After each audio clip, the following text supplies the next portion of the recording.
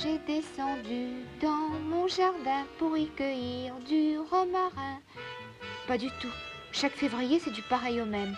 Que d'eau, s'écrient tous les Macmahons de Villeneuve-Saint-Georges qui décampent en vitesse parce que sur eux s'abat l'avalanche de neige, métamorphosée par la printanière apparition du soleil entre les Alpes et la région de l'Île-de-France, d'où je pars tous les matins pour aller en autobus jusqu'à Paris.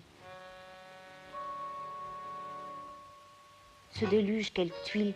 Heureusement que mon cousin Bébert, dit les pieds plats, passait prosaïquement dans le paysage.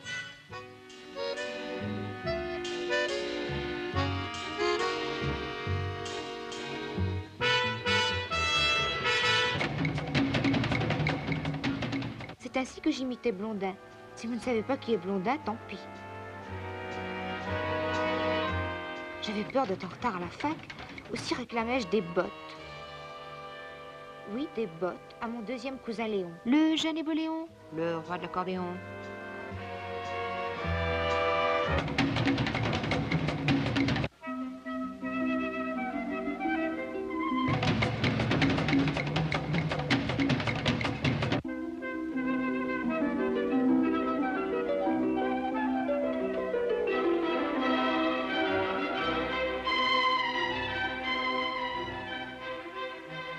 Je sentais l'eau plotter mes jambes en même temps que je la voyais envahir les garages, les caves, les salons.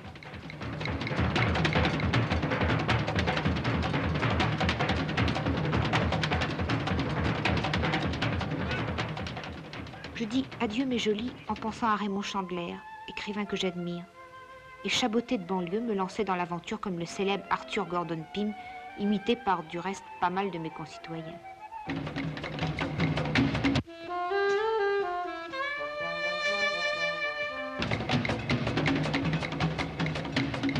Le père Franju me hurla que les autobus ne marchaient pas vu les inondations. Du latin in, sur et unda, onde.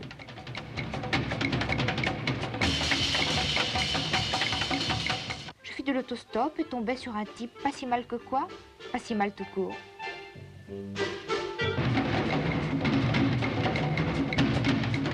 Nous fonçâmes ensemble sur Paris. L'important, c'était de prendre les inondations de vitesse avant que la nationale, je ne sais pas combien, ne soit, ou ne fût, je ne sais jamais non plus, coupée.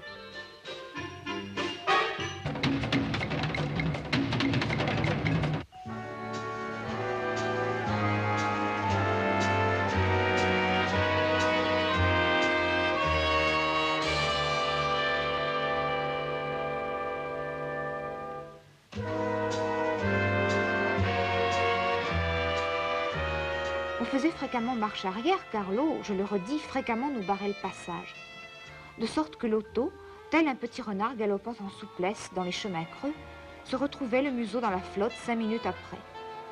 Est-ce que vous saviez que sur la Côte d'Azur, après veut dire avant? Vous allez dire que je m'écarte du sujet, que je ferais mieux de ne pas faire de digression. Justement, ça me rappelle un truc à la Sorbonne. Il y avait Aragon qui faisait une conférence sur Pétrarque. Ici, j'ouvre une parenthèse. Aragon, tout le monde le méprise. Moi, je l'aime, je ferme la parenthèse. En Sorbonne, donc, Louis Aragon qui fait une conférence sur Pétrarque. Il commence par se lancer dans un éloge terrible de Matisse. Ça dure au moins 3/4 d'heure. Finalement, un étudiant lui crie du fond de la salle « Au sujet !» Et Aragon, magnifique, fait simplement remarquer, en terminant la phrase interrompue par l'étudiant, que toute l'originalité de Pétrarque consiste précisément dans l'art de la digression. Moi, c'est idem. Je ne m'écarte pas de mon propos, ou alors c'est que c'est mon sujet profond. Exactement comme une auto que les inondations écartent de son trajet normal et forcent à rouler à travers champs pour gagner la grande route de Paris. Au lieu de me faire la cour, de dire que j'avais des oreilles aristocratiques, une poitrine adorable, le type à côté de moi parlait sans arrêt de sa voiture dont il vantait les mérites d'une voix qui contrastait artistiquement avec le bruit du vent sur la carrosserie. La Ford Taunus, c'est la reine. Et moi, je pensais 403, Chrysler, Maserati, Lotus, d'accord, mais pas Ford Taunus. Pas parce qu'elle est allemande, j'adore les Allemands. Hölderlin, Max et Maurice, Wagner, mais la Taunus, je suis contre. Le Fordiste demanda, puisqu'il y avait des choses pourquoi j'étais contre, s'il y avait des choses pourquoi j'étais pour, et je dis pour arriver à Paris avant la tombée de la nuit.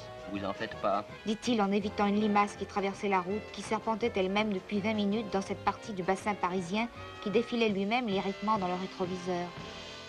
Mais à force d'aller dans tous les sens pour rejoindre la nationale, on tournait en rond. Nous longeâmes la piscine où Léon, l'année dernière, m'a pris la brasse orthodoxe.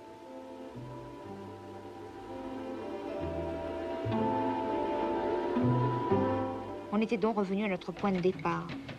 Nous croisâmes Émile et Gaspard. Ils nous hurlèrent d'essayer par Villeneuve-le-Roi. Trop tard. On était cernés par les inondations. En France, c'est toujours pareil, dis-je. On dit que vous êtes libre, mais ce n'est pas vrai. La preuve. Pourtant, la liberté en France n'est pas un vain mot. Paris, par exemple. C'est la seule ville du monde où l'on peut marcher dans une avenue qui s'appelle Staline et déboucher dans un boulevard nommé Nicolas II. Donc, la France est un pays libre. Mais on pouvait toujours repasser pour être libre d'aller à Paris. Résultat, Nous décidâmes de continuer à pied.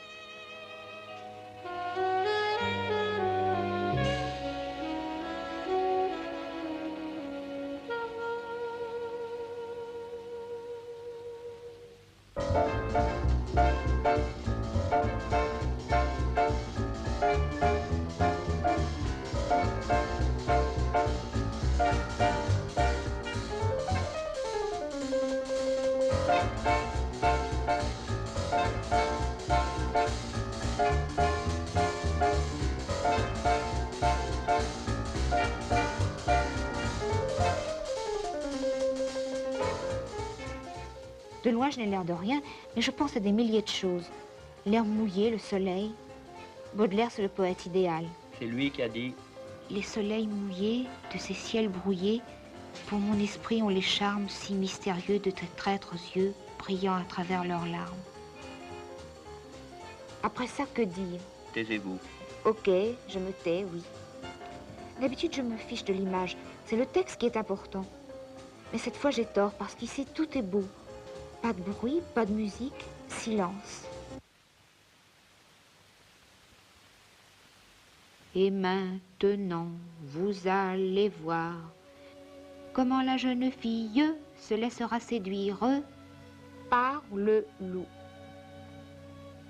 Il m'embrassa.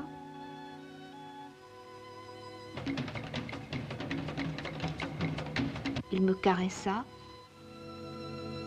Autour de nous, les inondations continuaient milliard après milliard leurs dégâts. Pas de gars. Le tableau était impressionnant, pas impressionniste. Si on serait embrassé, qu'il dit. Non. On a bien le droit de rigoler, qu'il ajouta. J'ai pas envie. Je parie que j'arrive à vous faire rire, qu'il se renchérissait en oubliant le tragique de la situation. Je pariais que non. On fit un marché. S'il arrivait à me raconter une histoire drôle, d'accord, ok, il aurait le droit de m'embrasser. Bon, je commence, il fait. Vous connaissez l'histoire du type qui demande c'est votre fils, madame, quel œuf, vous en avez combien, 12, quelle omelette? Je trouvais ça idiot. Et l'histoire du savant yougoslave qui passa toute sa vie à prouver que l'Iliade n'avait pas été écrite par Homère, mais par un autre grec qui s'appelait également Homère. Qu'y avait-il de drôle? Je ne le voyais pas.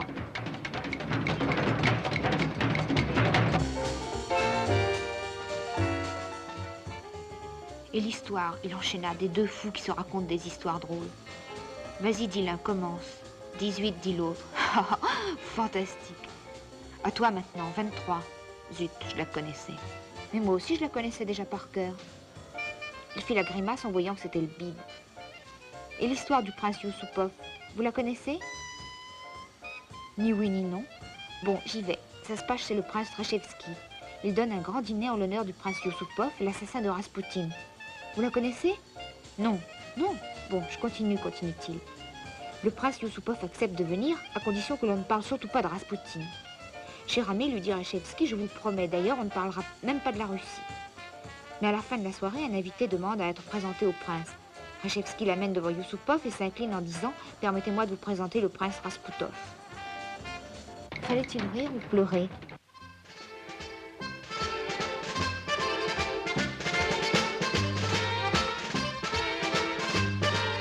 Je m'aperçus qu'il m'embrassait.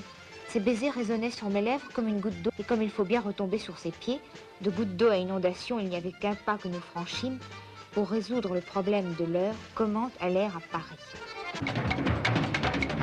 Impossible de continuer à pied.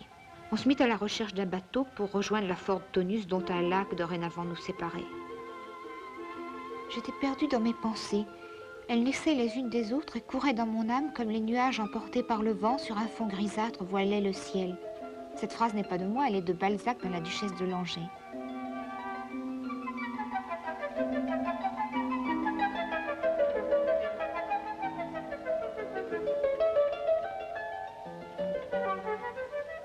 Alors que l'on passait Sans transition. d'un décor à l'autre, mon infortuné camarade dit que je n'étais pas une fille sérieuse.